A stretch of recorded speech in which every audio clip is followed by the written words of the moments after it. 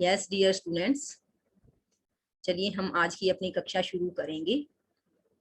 यह जो स्क्रीन पर आप पिक्चर देख रहे हैं महादेवी वर्मा जी की है। इनके द्वारा रचित संस्मरण आप पढ़ रहे हैं। संस्मरण आपके पाठ्य पुस्तक में लगाया गया है और संस्मरण के दौरान इन्होंने अपने समय के और अपने समय से पहले या बाद के लगभग जो 11 प्रमुख साहित्यकार हैं उनसे जुड़े हुई कुछ अपनी यादों को, छुए अनछुए पहलुओं को, उनके चरित्र से जुड़ी हुई उन सभी बातों को जो समाज के लिए जरूरी है साझा किया है। पहला संस्मरण जिसका शीर्षक दद्दा था, मैथिली शरण गुप्त के बारे में आप पढ़ चुके हैं और दूसरा हम पढ़ रहे हैं। और यह जो इसका शीर्षक है वो निराला भाई के नाम से आप पढ़ रहे हैं। इसमें हमने निराला भाई के जीवन से जुड़ी हुई कुछ बातों को हमने इसमें शेयर किया था कि जैसे महादेवी वर्मा कहती है कि सबसे पहले जब मैं उनसे मिली राखी वाले दिन तो उन्होंने कहा कि मुझ फक्कड़ को कौन जो है भाई बनाएगा। तो वो कहती कि मैंने उनके कलाई पर राखी बांधकर उन्हें भाई बना लिया था। उनके जीवन में जो था आर्थिक संकट था ही और उनका मस्तमूला अंदाज, फक्कड़ अंदाज कि वो जो है जब जेब में पैसे हैं तो किसी की मदद कर सकते हैं। ओढ़र दानी का उन्होंने इसमें नाम शब्द यूज किया है, संज्ञा दी है। ओढ़र दानी उस व्यक्ति को कहा जाता है जो मन की मौज के अनुसार दान करे कि आज है तो दे दिया और कल अगर नहीं होगा तो देखी जाएगी। तो इस तरह का स्वभाव निराला जी का महादेवी वर्मा बताती है। और वो कहते हैं कि लेकिन अपने लिए जितने लापरवाह थे निराला भाई, उतने ही अपने घर आने वाले अतिथि के प्रति जो है सावधान भी थे। कि फिर वो एक उदाहरण देती है कि किस तरह से मैथिली शरण गुप्त जी जब एक बार उनके यहाँ रहने के लिए आए तो निराला भाई उनके लिए जो है पूरी तरह से सावधान है। उनके लिए नया घड़ा खरीदते हैं, गंगा जल लेके आते हैं, अपने घर में जो भी साधन है यथासंभव उसके अनुसार उनकी आवभगत करते हैं, उनके रहने का इंतजाम करते हैं। तो जो हमारी भारतीय संस्कृति के संस्कार है अतिथि देवो भव, भारतीय संस्कृति के संस्कार है अतिथि देवो भव, तो इसको निराला भाई पूरी तरह से सार्थक करते हैं। इतना हम लगभग पढ़ चुके थे, तो अब हम आगे पढ़ते हैं कि निराला भाई का ऐसा स्वभाव था कि वो क्या करते थे कि अपने अतिथि के जूठे बर्तन भी साफ कर देंगे, साफ सफाई, बर्तन मांजना, सब तरह का काम करते हैं और उसी तरह से उनकी पूजा भी करते हैं। और फिर उन्होंने इसके माध्यम से महादेवी वर्मा ने जो निराला भाई की अतिथि के प्रति आप ये कह सकते हैं स्वागत करने की भावना है, अपनापन, आत्मीयता है, उसको बताने के साथ साथ जो आज का आधुनिक समाज है उसमें लोगों के भाव विचार कैसे हो गए हैं उसको भी उन्होंने शेयर किया है कि अब तो कोई अतिथि वैसे जल्दी से आता ही नहीं, सभी मेहमान आते हैं। हम उसके बारे में वेल प्लान तरीके से जो है हमें कोई पूछता है, हमें सूचना देता है कि हम इसी समय फला फला दिन आएंगे और फिर उनके स्वागत की तैयारी की जाती है। कहते हैं कि अब आतिथ्य वाली बात नहीं रह गई है। और दूसरा, अगर कोई अतिथि आ भी जाता है तो जो गृह स्वामी है, जो घर का मालिक है, वह क्या करता है, वह उसके साथ बैठ जाएगा, थोड़ी हंसी मजाक कर ले, लेकिन जैसे भोजन आदि की व्यवस्था है वो सारा कार्य जो है बेअरे करते हैं। और गृहपति तो सिर्फ उनको भोग लगाने की ही जिम्मेदारी उठा पाता है और कई बार यह काम भी वो सोचता है कि नौकर चाकर ही कर ले। तो जो आपसी अपनापन और आत्मीयता है वह धीरे धीरे हमारे समाज से जाती जा रही है। तो महादेवी वर्मा ने समाज में आने वाली इस परिवर्तन की ओर भी अपने इस संस्मरण के माध्यम से संकेत किया है। पहले उन्होंने निराला भाई की अतिथि के प्रति आत्मीयता का जिक्र किया और उसके बाद समाज में आने वाले परिवर्तन को उससे साथ जोड़ करके व्यक्त किया है। आइए आगे बढ़ते हैं कि सवेरे 4 बजे ही फाटक खटखटाकर जब उन्होंने तार के उत्तर में के संबंध में पूछा तब मुझे ज्ञात हुआ कि वे रात भर पार्क में खुले आकाश के नीचे ओस से भीगी धूप पर बैठे सवेरे की प्रतीक्षा करते रहे हैं। उनकी निशब्द पीड़ा तब मुखर हो सकी जब वे इतना ही कह सके, अब हम भी गिरते हैं। पंथ के साथ तो रास्ता कम अखरता था पर अब सोचकर ही थकावट होती है। अब क्या कहते हैं कि उनके अपने जो मित्रगण थे उनके प्रति निराला भाई के मन में बड़ी, आप कह सकते हो, अपनापन था, आत्मीयता थी, प्रेम था, दोस्ती थी। तो वो कहते हैं कि अपने मित्रों से जुड़ी हुई कोई तकलीफ उन्हें पूरी तरह से हरा और तोड़ देती थी। तो निराला भाई के बारे में, उनके जीवन से जुड़ी एक घटना के बारे में अपने विचारों को प्रकट करते हुए महादेवी वर्मा कहती है कि अखबार वालों ने एक बार सुमित्रा नंदन पंत जी और निराला भाई के ही आप कह सकते हो समकालीन साहित्यकार और अच्छे मित्र भी हैं, तो झूठा मृत्यु का समाचार छाप दिया। एक बार ऐसी घटना के बारे में बता रहे हैं महादेवी वर्मा जी की सुमित्रा नंदन पंत जी की मृत्यु का झूठा समाचार अखबार में छप गया। जब लेखिका ने यह समाचार निराला जी को सुनाया तो वे निढाल हो गए, पूरी तरह से निढाल हो गए। उन्हें लगा कि अब उनके शरीर से जैसे प्राण ही समाप्त हो रहे हैं। निराला जी ने कहा उन्होंने समाचार की सच्चाई जानने के लिए तार दिया है, तो वे बाहर चले गए। परंतु अगली रोज सुबह 4 बजे ही उन्होंने लेखिका का फाटक खटखटाकर जब भेजे गए तार के बदले आए उत्तर के बारे में लेखिका से पूछा, तो लेखिका को पता चला कि वे रात भर कहीं गए ही नहीं, घर नहीं गए। देखिए घटना के बारे में वो क्या बता रही है कि सुमित्रा नंदन पंत जी की जो है मृत्यु का झूठा समाचार छप गया था, और इस बारे में महादेवी वर्मा को उन्होंने बताया, निराला भाई ने, महादेवी वर्मा ने कहा कि तार के जरिए सच्चाई जानते हैं। तो कहते कि ठीक है, मुझे उसके बारे में बताना। और जब सुबह 4 बजे उनसे बेचैनी रही, महादेवी वर्मा का घर का दरवाजा खटखटाया, तो उन्हें पता चला कि वो पूरी रात बाहर घास पर बैठकर ही प्रतीक्षा करते रहे, और मतलब यह जानने के लिए कि जो मेरे मित्र है, जो ये समाचार है, यह क्या है, इसकी सच्चाई क्या है। तो कहते कि पंत के साथ तो यह रास्ता कम अखरता था, पर अब सोचकर ही थकावट होती है।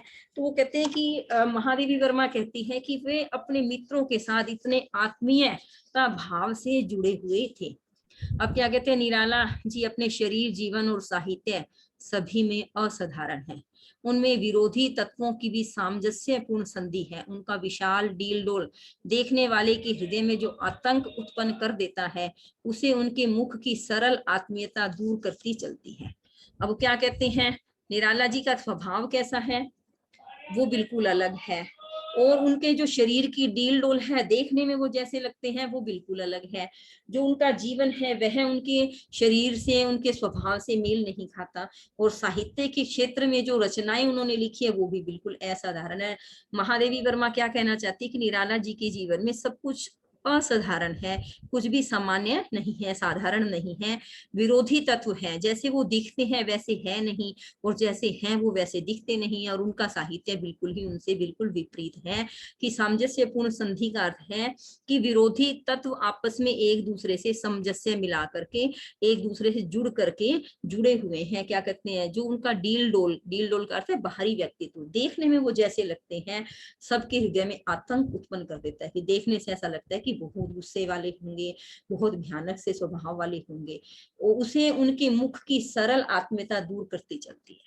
मतलब उनका शरीर जो है काफी लंबे चौड़े हैं, देखने से ऐसे लगते हैं कि बहुत गुस्से वाले स्वभाव के होंगे, लेकिन जो उनके मुख की आत्मीयता है, जो उनका व्यवहार है, वो क्या है, उनके डील डोल से मेल नहीं खाता। अर्थात जैसे वो दिखते हैं वास्तव में वैसे नहीं है। निराला जी की दृष्टि में संदेह का नया वह पैनापन नहीं जो दूसरे मनुष्य के व्यक्त परिचय पर अविश्वास कर उसे मर्म को बेधना चाहती हो। अब क्या कहती है, हृदय में संशय की भावना नहीं है। जैसे कुछ लोग होते हैं कि किसी से मिले, सामान्य बात है तो भी शक करने लगते हैं, संशय हो जाता है। महादेवी वर्मा निराला जी के बारे में क्या कहती हैं कि उनके दृष्टि में संदेह का पैनापन है ही नहीं, अर्थात उन्हें किसी पर ही शक नहीं होता, कोई उन्हें बुरा लगता ही नहीं है, सभी उन्हें अच्छे लगते हैं। दूसरे मनुष्य के व्यक्त परिचय का अविश्वास कर उनके मर्म को बेधना चाहते हो। कि कोई मनुष्य के बारे में जाना तो उस पर वो अविश्वास नहीं करते, उसके अंदर के हृदय को जानने की वो कोशिश ही नहीं करते। उनका दृष्टिपात उनके सहज विश्वास की वर्णमाला है। कि जिस पर भी वो दृष्टि डालते हैं उस पर सहजता से विश्वास कर लेते हैं, ऐसा उनका स्वभाव है। वे व्यक्ति के उसी परिचय को सत्य मानकर चलते हैं जिसे वह देना चाहता है। अर्थात जब भी निराला भाई किसी से मिलते हैं, महादेवी वर्मा क्या कहना चाह रही है, जब भी मिलते हैं जो व्यक्ति जैसा दिखाई देता है, चाहे वह बनावटी ही व्यवहार क्यों न कर रहा हो, पर निराला भाई उसे ही सच मान लेते हैं, ऐसा उनका स्वभाव है। और क्या कहते हैं, अंत में उस स्थिति तक पहुंच जाते जहां वह सत्य के अतिरिक्त और कुछ नहीं देना चाहता। बहुत सुंदर पंक्तियां लिखी हैं महादेवी वर्मा ने निराला जी के बारे में, और ऐसा मनुष्य का स्वभाव होना ही चाहिए।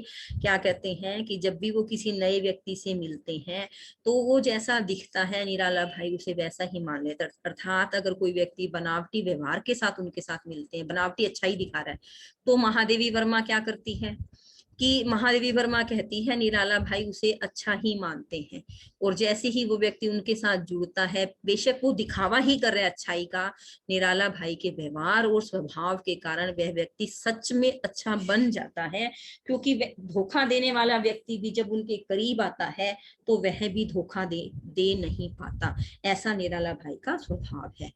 अब आगे कहते हैं कि क्रूरता और कायरता में वैसा ही संबंध है जैसा वृक्ष की जड़ में अव्यक्त रस और उसके फल के व्यक्त स्वाद में।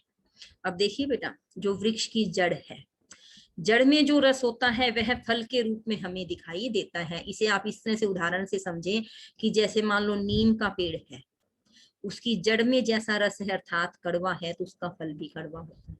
जैसे आम का पेड़ है, आम के पेड़ की रस में मिठास है, आम के पेड़ की जड़ क्या है, उसकी तासीर क्या, उसका स्वभाव क्या, मिठास, तो उसका फल मीठा होता है। तो क्या कहते हैं कि वृक्ष की जड़ में अव्यक्त रस, अव्यक्त का अर्थ है जो दिखाई व्यक्त नहीं किया जा सकता, महसूस नहीं किया, उसके अव्यक्त रस को हम किससे जानते हैं बेटा, फल के व्यक्त जो दिखाई देने वाले, महसूस किए जाने वाले स्वाद के रूप में। तो क्या कहते हैं, क्रूरता और कायरता में वैसा ही संबंध है। निराला किसी से भयभीत नहीं, अतः किसी के प्रति क्रूर होना उनके लिए संभव नहीं। एक व्यक्ति ऐसा है जिसे किसी से डर नहीं लगता तो उसका स्वभाव बन जाता है कि वो किसी को डराना भी नहीं चाहता, वो किसी के प्रति क्रूर होते ही नहीं है, क्योंकि निराला कायर नहीं है, कमजोर नहीं है, तो उनमें क्रूरता भी नहीं है। अब अप्रत्यक्ष रूप में महादेवी वर्मा निराला भाई के इन बारे में, इस विशेषता के बारे में बता के क्या कहना चाहती है कि सच्चा साहसी जो है वो कभी क्रूर हो ही नहीं सकता। जो क्रूरता है, जो हिंसात्मक प्रवृत्ति है, वह किसके अंदर आती है, कायर व्यक्ति के अंदर आती है। जो कायर होगा वह दूसरे को नुकसान पहुंचाने की कोशिश करेगा। दूसरे शब्दों में हम क्या कह सकते हैं, जो सच्चा साहसी है, जो सिंसियर है, जो अच्छा इंसान है, सज्जन है, वो कभी किसी का बुरा नहीं करता, कभी किसी के प्रति क्या है, क्रूर नहीं हो सकता। उनके तीखे व्यंग की विद्युत रेखा के पीछे सद्भाव के जल से भरा बादल रहता है। विद्युत रेखा किसको कहते हैं, बिजली की चमक, जैसे बादलों में बिजली चमक सी जाती है, लेकिन जो बादल है उनमें नमी अर्थात शीतलता वाला जल भरा रहता है। इसी तरह से जब निराला भाई तीखे व्यंग के रूप में कोई रचना लिखते हैं तो उसके अंदर भी समाज के जो आप कह सकते हैं ऐसे वर्ग के लोग हैं जिनके प्रति किसी को मन में सहानुभूति नहीं आती, किसी के प्रति अपनापन नहीं आता, तो निराला भाई अपनी रचनाओं के माध्यम से उनके प्रति सहानुभूति, सद्भाव, अपनापन व्यक्त करना चाहते हैं। देखिए इसको इस उदाहरण से समझिए कि जैसे कोई मजदूर है, कोई श्रमिक है, अगर वह कार्य कर रहा है और उसका मालिक जो है उसके साथ अच्छा व्यवहार नहीं करता, उसको जो उसका पारिश्रमिक है वो अच्छे से नहीं देता, तो निराला भाई की जो रचनाएं उनसे जुड़ी हुई है, मान लो मजदूर के बारे में है, भिखारी के बारे में है, तो वो क्या करते हैं, जो पिछड़ा वर्ग है, जिनकी समाज के अंदर कोई अहमियत लोग दिखाते नहीं है, उनके प्रति अपनापन, साथ ही जो उनके प्रति गलत व्यवहार करने वाले लोग हैं उनके प्रति उन्होंने आक्रोश, दोनों भावों को लेकर के रचनाएं लिखी हैं। तो क्या कहते हैं, उनके तीखे व्यंग की चमक के पीछे भी समाज के ऐसे लोगों के प्रति सद्भाव भरा प्रेम जल भरा रहता है जिन लोगों की समाज में ज्यादा अहमियत लोग मानते नहीं है।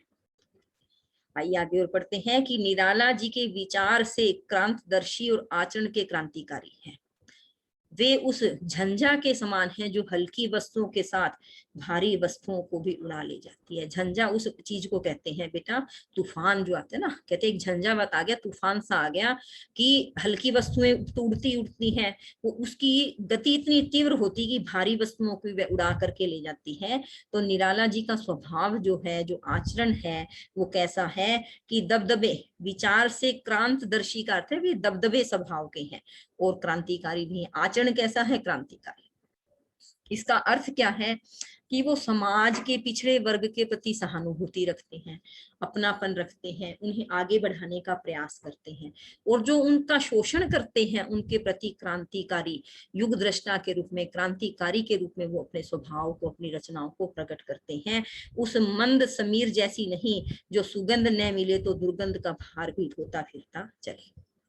जैसे धीरे धीरे हवा चल रही है, अगर हवा, धीरे चलने वाली हवा सुगंधित वस्तुओं के पास से चलेगी तो सुगंध फैलाएगी, दुर्गंध वाली वस्तुओं के साथ चलेगी तो बदबू, दुर्गंध फैलाएगी। तो कहते हैं निराला जी ऐसी धीमी सी हवा जैसे नहीं है, वो तो उस बड़े से तूफान, तेज गति से आने वाले तूफान जैसे हैं, जो शुरुआत में क्या होता है, बिल्कुल शांत धीरे से उठता है, हल्की सी चीजों को उड़ाता है, लेकिन जैसे ही तेजी पकड़ता है भारी चीजों को भी उड़ा करके ले जाता है। इसका अर्थ क्या है कि समाज के पिछड़ा वर्ग के प्रति जो इंसान इतनी सहानुभूति, अपनापन रखता है, वह इंसान शोषण करने वाले व्यक्तियों का विद्रोह भी करता है अपनी रचनाओं के माध्यम से। जिसे वे उपयोगी नहीं मानते उसके प्रति उनका किंचित मात्र भी मोह नहीं, चाहे तोड़ने योग्य वस्तुओं के साथ रक्षा के योग्य वस्तुएं भी नष्ट क्यों न हो जाए। क्या कहना चाहते हैं? पूरे संस्मरण का सार महादेवी वर्मा ने निराला जी की प्रति इन पंक्तियों को कह करके लिख दिया है। क्या कहना चाहते हैं कि जिसे वे उपयोगी नहीं मानते, अर्थात जो चीज अच्छी है ही नहीं, उनको, निराला जी को उससे किंचित का अर्थ है थोड़ा सा भी मोह नहीं है, हल्का सा भी मोह नहीं है, कोई अपनापन नहीं है कि ये चीजें समाप्त होती है तो हो जाए, चाहे तोड़ने योग्य वस्तुओं के साथ। यहाँ पर इन्होंने वस्तु का प्रयोग किया है कि समाज में कुछ ऐसे नियम है, कुछ ऐसे कानून है, परंपराएं हैं जिनको तोड़ना अति आवश्यक है समाज के कल्याण के लिए। तो निराला भाई का क्या स्वभाव है, जिन परंपराओं को, जिन आप कह सकते हैं समाज के जो ठेकेदार हैं, जो समाज में असमानता फैलाते हैं, उनका विरोध करना हो, या कोई भी ऐसी चीज जिसे तोड़ा जाना अति आवश्यक है, तो क्या कहते हैं, कई बार ऐसा होता है कि उस चने के साथ घुन भी पिसता है। इसी बात को कहते हुए क्या कहते हैं कि रक्षा के योग्य कुछ चीजों को बचाना जरूरी है, अगर वे नष्ट हो रही हैं तो हो जाए, लेकिन समाज में अगर परिवर्तन लाने के लिए, इसका अर्थ आप इसमें से समझें कि अगर समाज का बड़े रूप में कोई लाभ हो रहा है तो कोई छोटी मोटी चीजें नुकसान भी हो रही है, तो निराला भाई का स्वभाव ऐसा था कि वह नुकसान हमें सह लेना चाहिए, लेकिन उस नुकसान को बचाने के लिए जो बड़ा लाभ होने वाला है उसे हमें नहीं छोड़ना चाहिए। तो इस तरह से वो निराला भाई के बारे में कह रही हैं कि हमें यह बात विशेष तौर से ध्यान रखनी चाहिए कि हमें जो है क्रांतिकारी युग दृष्टा के रूप में है, समाज में अगर हमें परिवर्तन लेकर के आना है तो हमें छोटे मोटे नुकसान, निजी अपमान आदि को इग्नोर करना ही, अनदेखा करना ही पड़ता है। ऐसा महादेवी वर्मा ने निराला भाई के बारे में कहते हुए अपने भावों को व्यक्त किया है।